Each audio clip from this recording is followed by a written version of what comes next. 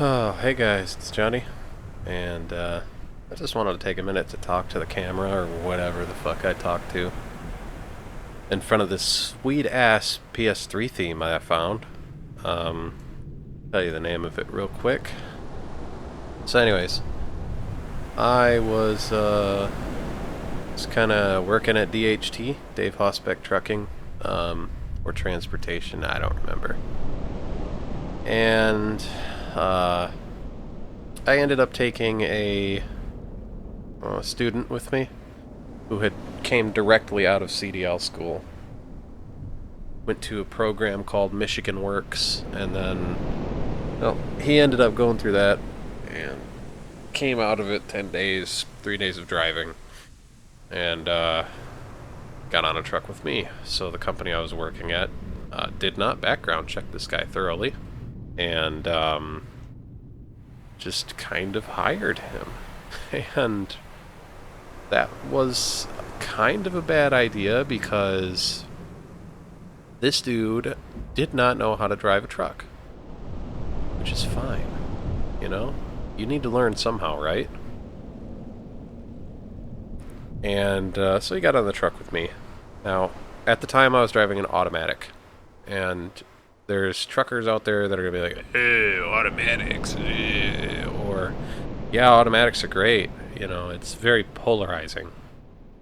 And I'm in the camp where automatics are great. They're not better than manuals. Manuals are not better than automatics. But this automatic is driving a 2021 Freightliner Cascadia. It was an up model. It had different color interior. It looked like a Mercedes. It was very nice in there. You could live in it. Very dark. It was like a mix of a Dodge Grand Caravan and some kind of Mercedes that did not have wood paneling everywhere. So it did not suggest speed or power or grit or manliness. You know, it just kind of was, hey, drive me. I will drive around for you. You don't have to do any of the shifting. You know, a very calm, very serene type of truck. So when the guy got into the driver's seat, he was doing fucking fantastic. And you know, he brake checked one person and out of turn braided two people. And I say out of turn because in like an HR's safety's point of view, you should never be doing that kind of shit. However, if you are steaming up a 6 or 7% grade at 45 miles an hour, fucking foot to the wood, truck's maintaining it, and you lose just all of your boost for your turbo for just a split second because you have to let off the gas because some cock in a fucking S10 is doing 40 up the hill, and you can't get over, sometimes it's wise to, you know, give people the bright lights a little bit. Don't get too close to them, you know, because then they're going to brake check your ass, and they'll stop a hell of a lot faster than you will, even up a hill. But in my experience, you know, it's rude and aggressive, but also acceptable. It's like the dude in the S10 would just fucking get on it, or not, you know, in which case, hey, you tried. Just slow down, you know? But you do that a whole bunch of times a day, and you're losing hours of drive clock, and you're losing the ability to make money. So, you know, we're paid by the mile, not by the hour. Well, at the time we were. So, you know, out of turn, he was braiding people, road raging. It's not acceptable, but it's not, you know, whatever. The brake check, I took his driving away for the day. He was done. And then the next day he was fine. You know, he was real chill. The truck was nice and calm. I taught him how to live in there, you know, what I do to cook and survive, and do it on $100 a week. And, you know, it was doing great. 2 weeks later, I get a call, hey, we're thinking about putting him in your old truck. Now, my old truck was a Freightliner Columbia, 2013 glider. It had a Detroit Series 60, 12.7, and a 10-speed Fuller transmission. Pretty good deal. 400 and something horsepower. Steam up the hill faster than that automatic could. But the downside was it was a Columbia. Now, a Columbia model is considerably more utilitarian. Nothing in that truck suggests being chill. I mean, it's like getting into a Chevrolet versus getting into a very sleek minivan. You know, that's the difference here. So, the gauge cluster is all set up to make it look like a fucking hot rod. All the dash switches are set up to be, you know, look at all these manly ass switches, like all of these switches. Yeah, I'm gonna hit all these switches and use all these buttons. You know, it wasn't. Nothing about it was tame. So of course, we get into the truck and he's bright lighting and brake checking and fucking riding people's asses and, you know, and that's bad. But the worst part of it was he didn't know how to shift a stick. He only drove for fucking 3 days in a semi-truck. There's a lot more gears in a semi than there is in a pickup truck. You know, so he kept getting lost and we'd have to slow all the way down and he'd have to start over. You know, nobody taught him at school what any of this shit meant. And he didn't know jack fucking shit when it came to it, you know? So he was dangerous. We went 4 days, and on a Thursday, finally the dude, you know, we went fucking cooking down a hill on a Wednesday. Not good. Then we fucking get to Cincinnati and fucking cut somebody off. Like, we, in an absolutely wrong way. So he'd been hot dogging it because he'd been driving this truck like this, right? That's the term, hot dogging it. And we were coming up on a 3-way intersection to make a left turn. So, and it was just a straight T, you know, nothing flashy. So 45-mile-an-hour zone. And he went to make his left turn in 7th gear with a 10-foot spread flatbed trailer behind us. I don't recall if it was empty or if we were... Yeah, we were on, it was empty. We were on our way over to our next pickup. Well, it was a residential, and it was not a, it wasn't a street or like residential roadway. It was residential zoned with no sidewalks. So all of the houses were right up on the road. The roads are narrow. There's no gutter or curb. You know, so it's narrow, okay? And that's a big fucking combination. It's very wide. And he takes this turn at 7th gear. That's 20 miles an hour, 20 to 25. You know, that's fucking fast. Even in a car, that's really fast. You know, if you have an open top of liquid in your cup holder in any vehicle at that speed, taking a 90-degree turn like that, you're spilling it. So he fucking hot dogs it around this corner and damn near takes the front off of a Kia. Like, and people, oh yeah, he came inches. No. It's not inches in this case. It's inch, singular, between my fucking side box and the bumper of that goddamn car on the very tail end of the trailer. That dude in that car, I saw their hands come up, like panicking. And they could have hit the gas. They could have been hit later in the day. They could have had a heart attack. They could have had a panic attack. You know, any of those things could have happened, and then we would have collided with them. That would have been bad. And yeah, that was a whole lot of what if, and honestly, none of that happened. But the difference between a fucking hot dog driver and a real, true flatbed professional is that we don't put ourselves in situations like that.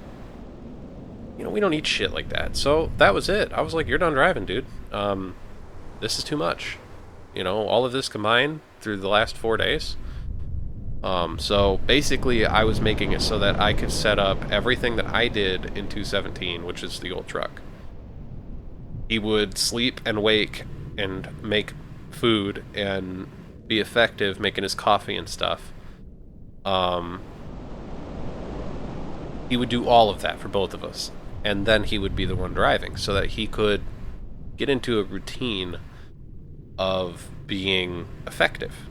And that's where I feel kind of harsh, because I did all of this stuff for the guy and then he fucks up, almost crashes a car, and then I take his shit away from him. I tell dispatch, hey, so at this point I'm paid to be a rat, hey, this guy needs improvement, put him in an automatic, put him in a van where the turning point on a 10-foot spread trailer does not shift. If it's in a van, it's a 34,000-pound axle. They don't pivot anywhere else but the dead center of that axle. It's easier to predict. put him in a van in an auto, let him drive that for 3 or 4 months, switch him over to a stick shift driving for vans for another 2 to 3 months, keep him in the flatlands, bring him over to flatbed after he gets a little bit of experience driving vans, and then, yeah, he'll be a good driver. He can do all of the flat. I have no issues with the way he did the work. His organizational skills, he didn't have any, but I had a system in place using that system, so if he would have continued that same system over on his equipment, he would have been fine. So, other than that, he did all of the tarping, all of the strapping. I jumped in and helped out just to move things along a little bit, but not to do any of the work during the 3rd week, because he needed to be able to do all of the work and drive that stick shift dog fucking tired to make it. This was the fucking crucible at this point. Or the gauntlet, whatever you want to call it. You know, so he needed to do all of that. And he did all of that. But then he fucked up. So I told him about it. They're like, okay, well, we're going to keep him on anyways. I said, okay, that's fine. I have the only automatic in the fleet. I'm more than willing to get out of it and get into a stick shift because, again, I knew about his past, and I knew that if he didn't get this, he'd just go back to the life.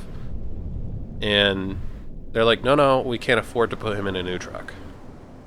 I'm like, okay, hold on. This automatic does, like, 80% of the driving work for him. He doesn't have to worry about shifting. He doesn't have to worry about, distance monitoring, because the truck will tell him, and then he can slowly get used to all of that. He doesn't have to worry about braking distance. Well, he does, but the truck is going to alert him for these things. It has cruise control that will back off with a radar at appropriate points. It has collision monitoring, which will tell him if he's about to hit something, or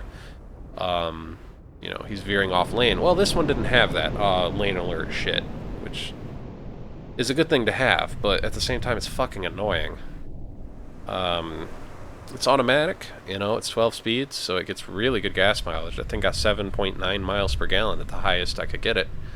It suggests cruising over fucking raw dogging it, hot dogging it everywhere. So it would have been wise to put him in that truck with all of them safety features, because the truck would have saved his ass. And I'm like, dude, if number one, that truck is safe. Number two, them glider kits are going to fucking skyrocket in value in a little bit. Those things are going to get outlawed soon. As of my speculation in August of 2021. Yeah, I think it was kind of dumb that they ignored what I told them. Now, I'm not Mr. Macho Badass, but I'm also not Mr. fucking Super Trucker Peterbilt Know-It-All, but at the same time, I was there. And I reported everything that happened within reason. Some of the stuff I didn't report right away, because I wanted to roll out the week with all of these flaws and then explain, well, this is, in my opinion, acceptable. Like brighting people. It depends. You shouldn't be brighting people, but would I knock you for brighting me if I'm doing 40 on a 45 up a hill and you're steaming up my ass in a truck? No, I wouldn't fucking blame you at all. I'd get the fuck out of the way. You gotta be reasonable. And his driving was reasonable up until a point.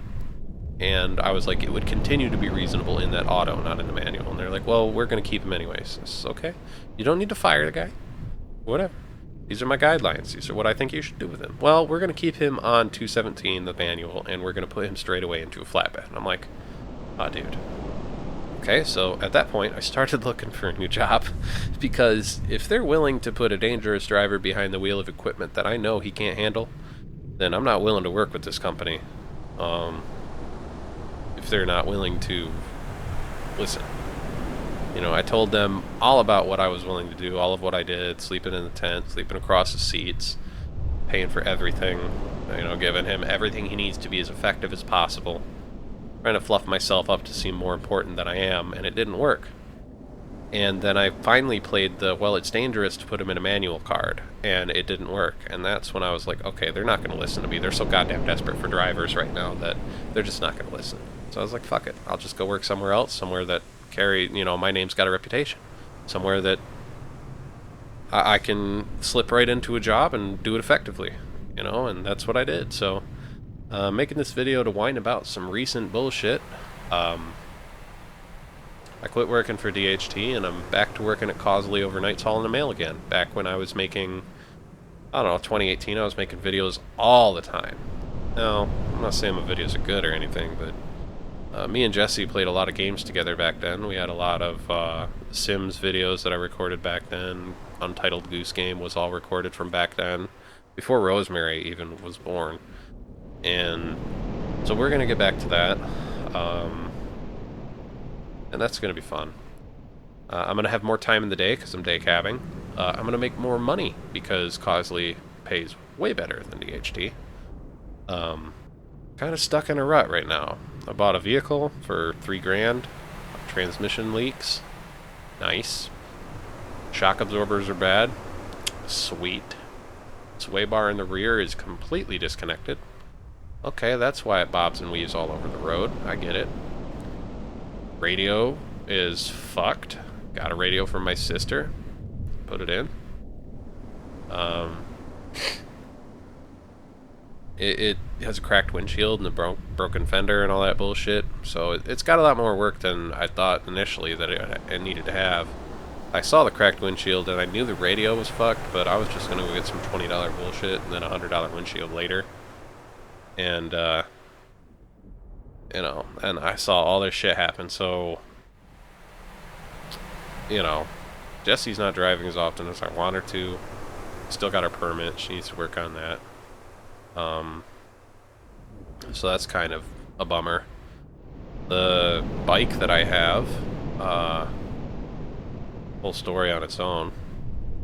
I'm turning it into a bobber, and then I bought a whole bunch of parts and some pipe and stuff to weld. Broke the welder immediately as soon as I started using it. The fucking wand that holds the, it's an arc welder, so the welding rod holder broke immediately. I was like, really?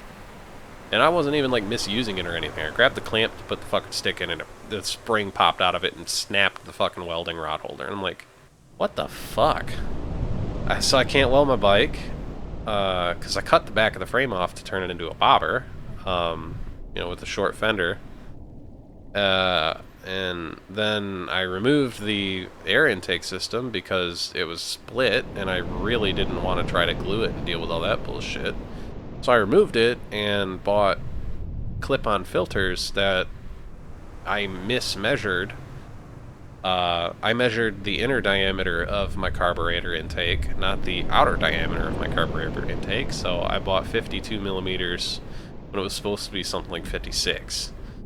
And that was awesome. And on top of that, even if I did have them in there correctly, they wouldn't fit, so air intake's not working. I bought a bobber seat for it. And half of the kit arrived. The other half is somewhere in the ether.